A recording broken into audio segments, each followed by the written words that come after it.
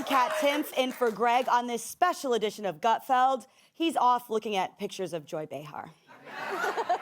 Let's start with some jokes. The Minnesota daycare being investigated for fraud with the misspelled Leering Center sign is blaming the graphic designer for the spelling error. It turns out he meant to write Stealing Center. Woo! Starting January 1st, the minimum wage in New York City will jump to $17 an hour. It's great news for the Gutfeld staff, who will get a $16 an hour raise.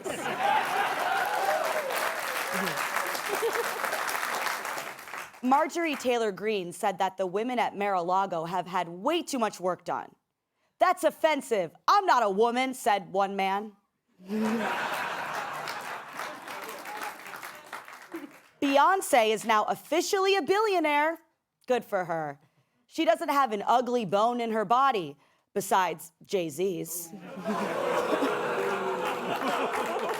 Who wrote that? You. Not me. And finally, 1 in 3 college-age students said they babysat somebody who was wasted this year.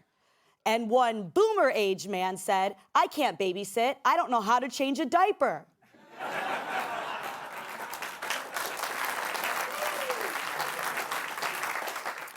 So, 2025 saw a lot of people bashing President Trump as destroying the country.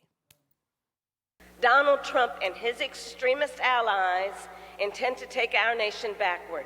Destroying our health care, making sure that housing is too expensive to live in, that jacking up the costs of our groceries. What they are doing is hurting Americans. A moment with a president who has no understanding or respect for the Constitution, moving us rapidly toward an authoritarian form of society. We can respond to oligarchy and authoritarianism with the strength it fears, not the appeasement it craves.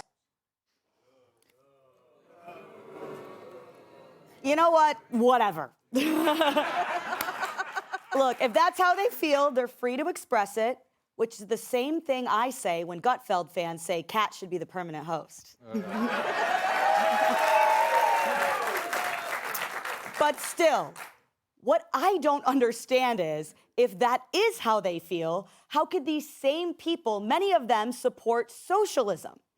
It's killed more people than the vibe at a party when Gutfeld walks in. And many of them are supporting socialism. Bad ideas are popular. That's why people keep putting hard liquor in Red Bull. 2025 saw socialist or socialist-ish candidates winning elections in Seattle, New Jersey, Minnesota, North Carolina, and of course, right here in New York City. The free market capital is about to be run by a guy who wants to abolish private property. And many more Democratic politicians supported these people. They've taken a harder turn left than my husband after I scream, "You're about to pass the soup store."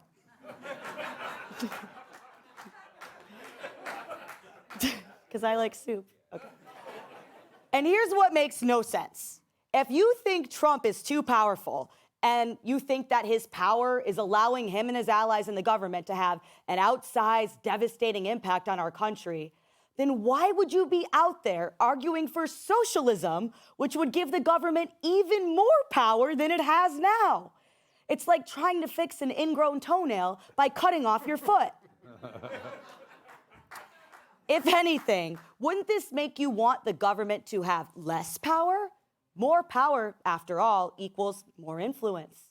So how could you be so concerned to the point of freaking out about the influence that our government is having on our lives and freedom, and then turn around and vote for people who want its influence to be even larger than it is now? How could you express concern about government control and then turn around and support people who would like it to control, for example, housing, childcare, and even more of your money than it takes from you already?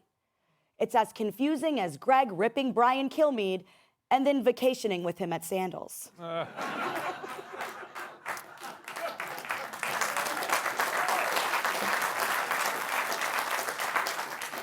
I guess maybe some people might just like these candidates. Or they might just dislike Trump so badly that anyone who says they hate him too is automatically someone they'll support just because of that common hatred.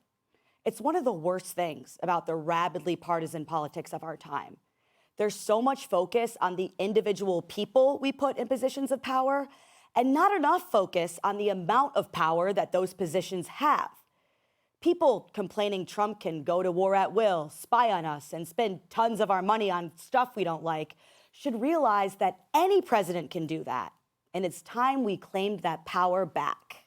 Click here to subscribe to the Fox News YouTube page to catch our hottest interviews and most compelling analysis. You won't get it anywhere else.